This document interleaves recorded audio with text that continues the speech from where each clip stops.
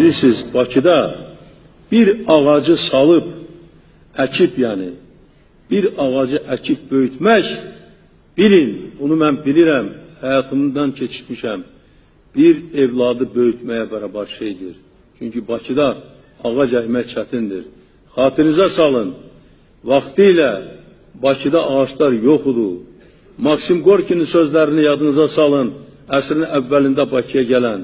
Mayakovskinin sözlərini yadınıza salın.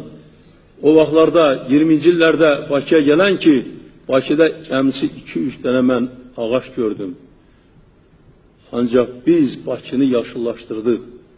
Bəli, küçələri, meydanları, Bakıdan aeroportdan gedən o böyük trassanı, başqa yerləri yaşıllaşdırdıq. O cümlədən həmən Bakıxanov qəsəbəsini, o cümlədən Patandar qəsəbəsini, xalqlar dostluğu, orada böyük parkı, o ağaçları nə qədər əziyyətlə saldıq. Biz subbotniklər keçirdirdik, iməcilər keçirdirdik.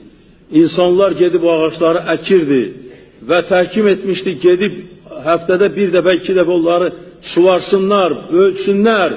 Bu Bakı üçündür, bu xalq üçündür, bu bizim təbiətimiz üçündür, bu insanların yaşayışı üçündür, bu Bakının iqlimi üçündür.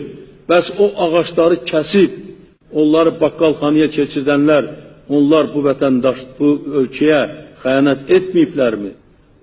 Ancaq o kəsilən ağaçları indi bərpa etmək çətindir. Onlar hesab edin ki, mənim balalarımın başını kəsiblər. Onlar gərək Haqq Ədalət Məhkəməsi qarşısında cavab versinlər.